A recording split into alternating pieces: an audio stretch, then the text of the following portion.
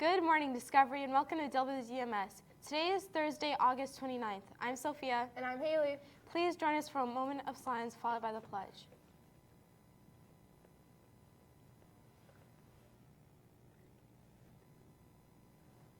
I pledge allegiance to the flag of the United States of America and to the republic for which it stands, one nation, under God, indivisible, with liberty and justice for all. Good morning, Archers. Mr. Kaufman here with just a few quick announcements. Just want to remind students that if you do want to bring liquid into school, that it has to be water, bottled water, please. So it needs to be in either your cup or a bottle, plastic bottle, but just make sure that it's water. I know some of you tend to stop once in a while on a special day at Starbucks or McDonald's or somewhere to get a coffee drink. It's fine if you have that in the lobby out before the bell rings, and you'll have to drink the rest of it there before, because we don't want those brought into the school because they can get real messy on the carpet. So just a reminder to all students, you can only be carrying around bottled water. Also, we now have a Canvas all-student course for all students. It's where we will post announcements periodically to the entire student body here at Discovery. So please make sure you go on to Canvas and accept that class. It's called Discovery All Students. Accept it. You'll get on the course, and then you'll be able to do surveys and other important things and read announcements throughout the course of the year. Also, I don't think Mrs. Masterson and I shared this at all, but just to remind students that our office, my office, is in a brand new location this year, and I'm really excited about it. We've changed the mall to the Reflection Room. The mall was located right next door to the LGI. My office is back inside the Reflection Room, and Mrs. Masterson is directly across the hall in the guidance office area. So now all of student services is back around by the guidance office area and no longer in the main office. So if you ever need to see Mrs. Masterson or myself, that is where you will go, is back towards the LGI area. Also, you're going to see a new face walking around our building this morning. Her name is Mrs. Lincoln. Mrs. Lincoln is our new VSS security person, and she comes to us from the Michiana area. She has been with the American Red Cross for the last 15 years. So it is awesome to have a safety expert in our school. And so she'll be walking the halls. You will see her visible throughout our building. So make sure that you welcome Mrs. Lincoln today. And we're also very happy to have Mr. Coleman back with us this year. So it's great. We now have our 2 VSS security people here in the building, and it's great to have them here. So have a great Thursday, Discovery. Now let's take it back to the desk. Today's lunch is nacho grande, crispy pork sandwich, turkey bacon cheese sandwich, refried beans, and fruit ice cup.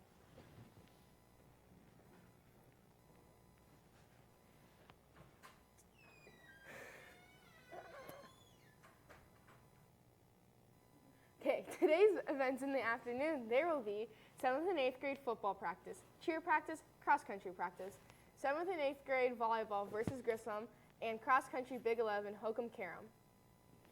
The birthdays for today are Cameron Brown and Gabrielle Witt. If you have a birthday in August or September, stop by the main office and pick up a birthday treat. Students, don't forget to check your school email each day. This is a very important habit to get into. Now to Mrs. Weaver. Okay, hello, I am back again. We're going to do another round of voting today. So in a minute or two, you should see on your screen the link. Also, I sent an email out to teachers today with the link. There it is. No confusing letters today, so hopefully it's a little bit easier to get onto.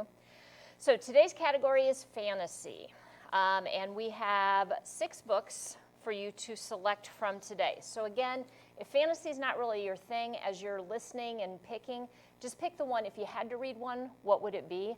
And if you do really like fantasy, then listen and vote for one that sounds really interesting to you. And I changed the names and locations again, but if you think you know what the book is and you've already read it, don't vote for it because you've already read it. So, and you're going to get one of the books, and you'll pick which book in a while, but if you've already read it, then you don't need to get it again. So here is your first choice. Option number 1. Ross has spent his life in an orphanage with an assumed identity. He's been there so long, spending most of his time surviving on the streets and protecting his real identity. One day, a stranger shows up and strikes a deal with the orphanage to take Ross with him. Ross's new living situation has him competing with 2 other boys to participate in a takeover of their kingdom. Ross has to decide whether to compete for a role in something he doesn't want to be part of, be killed, or try to escape. And if he stays to compete and his new parent finds out his true identity, he could be killed anyway. So what will he decide? Can he survive the competition? And can he keep his real identity a secret?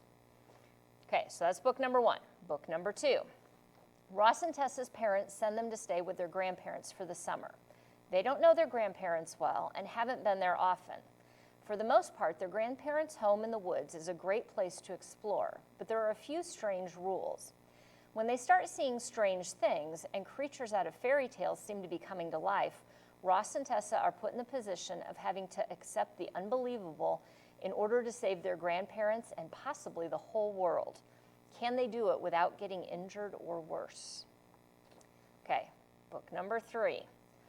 Tess lives in a world where the color of one's blood determines what you can and can't do in life. Tess and her family are limited to barely surviving, and those who can't get positions as apprentices to skilled laborers become soldiers in the never-ending war in the North. Tess has no skills other than that of being a pickpocket, but when she tries to steal from the prince of the kingdom, she lands a job in the royal household. While there, she demonstrates her ability to control electricity. People with her blood type aren't supposed to have special powers, so she is immediately imprisoned by the royal family. Then she is given a choice: lie about her blood and her family and agree to marry the youngest prince, or she and her family will be killed. She agrees, but then faces having to live a new life. Can she learn to navigate the new expectations of her identity without being killed?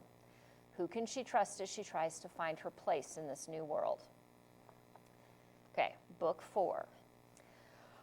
Ross lives with his dad, and he is out one day at a museum when he notices a very strange man following him. While hiding from the man, he has a strange vision. Then he gets an even stranger letter telling him he will have a visitor coming to assess his potential for a private school. After escaping from the stranger who shows up, he meets the actual evaluator and passes the tests. He is then accepted to the school, which will help him learn how to use his strange new abilities that were triggered by the vision. But he has to move away from his dad in order to attend the school, and he has to keep his abilities secret from his dad. Once he moves to his new boarding school, Ross has to learn to deal with enemies, adults outside the school that want to capture him, students who don't like him, and mystical creatures that live on the campus of his school. When he does learn traditional subjects, but he also has to take classes in strange new ones. Can he succeed in his new school? Can he survive all of his enemies?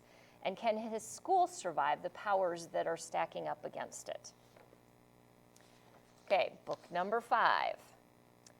All of his life, Ross has been told how the mages that trained his father are responsible for his mother's death. Ross has struggled to fit in because of an injury to his leg that occurred when he was born, and he has to hide his magic abilities when dealing with the bullies at school. When he's ordered to attend a tryout for magic school, his father starts coaching him on how to fail the tests so they don't take him away from his dad. Even though Ross tries to fail, he is still taken in as a student. Once he's there, he finds friends for the first time in his life and realizes that he wants to succeed and not fail as his father had told him to do. Why does his father really want him out of the school? What really happened to his mother and father that made his father hate this place so much? And what happens when the great enemy shows up and comes after one of Ross's new friends? Okay, book choice 6. 10 years ago, all of the superheroes on the planet disappeared after one final battle with the supervillains. 2 14-year-old boys, Ross and Rex, are friends living in England. Ross realizes he has superpowers, and he shares the information with his best friend, Rex. Suddenly, both boys are being hunted, and both are captured along with Rex's parents. They're taken to the United States, where Rex escapes, seeks out former friends of his parents, and attempts to rescue his best friend and his parents. Why do the boys suddenly have these superpowers? Why is someone so desperate to capture them? Once they discover the truth, who will they be able to trust? Okay, so those are your 6 choices for today. A lot of the characters have life or death decisions to make. Yours isn't that big a deal. You just have to pick the book that sounds the most interesting. So go on to the link, please. Vote, cast your vote, and I will be back tomorrow with another round of books for you to vote on. Thanks. Have a thankful Thursday, Discovery. Bye.